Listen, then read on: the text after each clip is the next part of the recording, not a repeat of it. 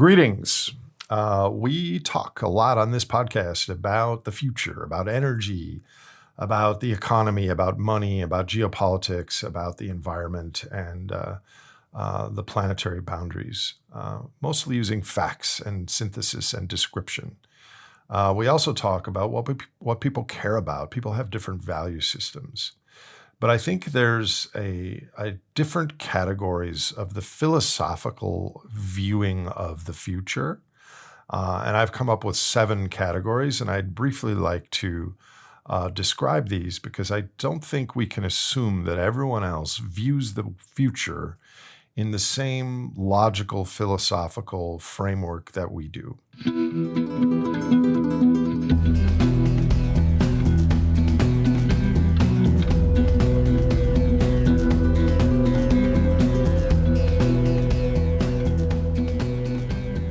So firstly, in recent presentations, we don't all care about the same thing. Some people, a lot of people, care about the rich nations or the rich people in the nations, and that's their focus when they look at the future. There are others that care about materially, as opposed to spiritually or psychically, poorer countries and poorer people in countries. Another group of people, and these groups overlap, care about other species and the ecosystems of our one blue-green Earth.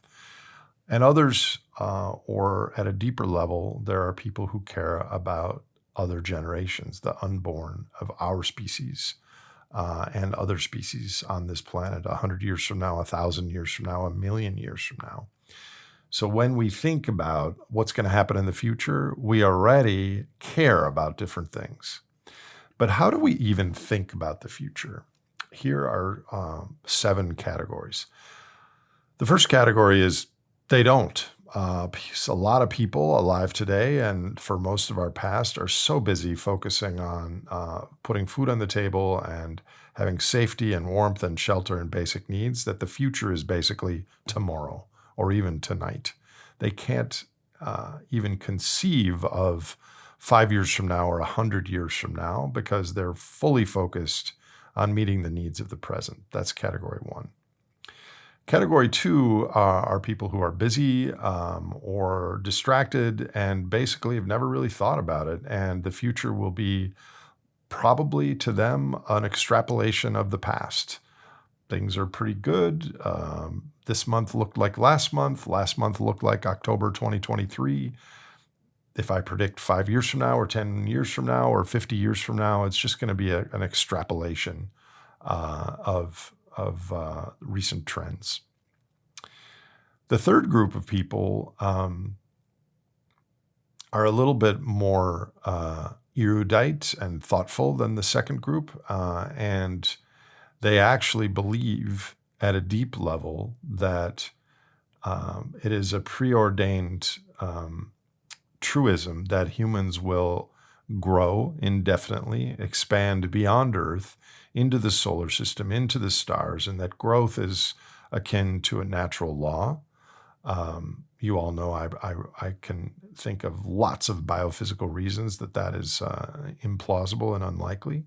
But there's a lot of people who believe that this is the human destiny to continue to grow, and that even now at 8 billion people and approaching 2025 CE, that we are just very young as a species. We're only 300,000 years old, and we've got hundreds of thousands or millions of years ahead of us in outer space.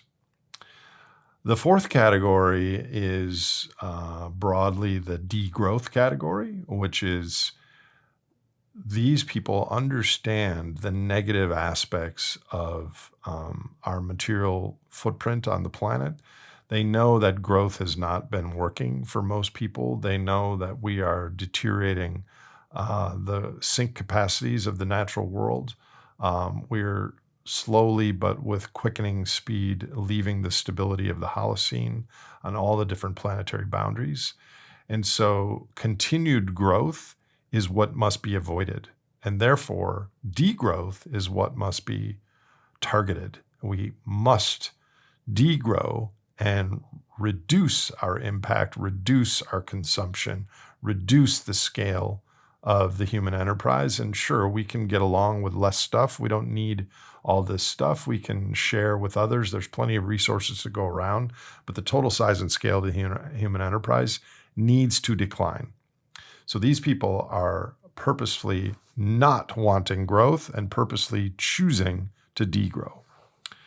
The fifth category is an offshoot of that, which is a kind of like a turbocharged version of degrowth, which is collapse, that people are actually rooting for collapse for various psychological or deterministic reasons. They hear something bad about the future, and instead of that being part of a distribution, it is in 10 years, there's not going to be any humans or something like that. It's a fanatical version of degrowth, and it's not even a purposeful thing. There's nothing we can do.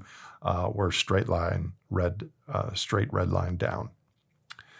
The sixth category is similar to the third category in that people advocate for continued growth. But these people are nuanced and have studied biophysical limits and ecology and the environment, but they've also studied the complexity and past civilizations, and that degrowth is what absolutely must be avoided. And they believe that, possibly very correctly so, because this system doesn't back up too well. And it's like having a rental car and backing into those one-way spikes. All your tires pop. But the analogy in the world system is all of the letters of credit and just-in-time six-continent supply chains unravel, and there's no medicines and no spare parts of random little things that we never even imagined. And that degrowth would be an unmitigated disaster, including war and violence and Mad Max. And because of that, we have no alternative but to continue to innovate and continue to grow, both socially and with technology. And maybe that's not going to work out great either, but we have no choice because degrowth will be a disaster. Which leads us to the seventh group, which I believe many of you are in. Your philosophy is in this group because it's what I believe, it's where I sit, is that, yes, degrowth could be a disaster if it's unplanned.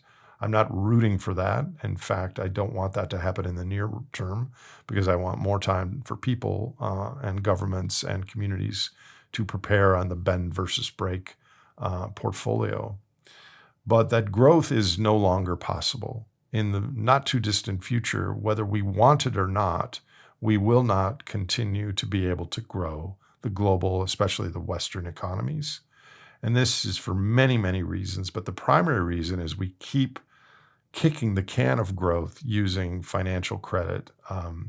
And the more financial claims we have, the sooner to the Wile E. Coyote swooshing sound downward that will happen, led by bond markets and currency markets. And there are other reasons too: complexity, geopolitics, supply chains, even the stability of our ecosystems and climate. But I think the linchpin will be the financial system. But we won't be able to afford the scale and complexity that we've brought to this moment. And therefore, the degrowth scenario will come involuntarily as opposed to voluntarily. So I think we have to actively plan for this, which is all of the work that I'm doing here.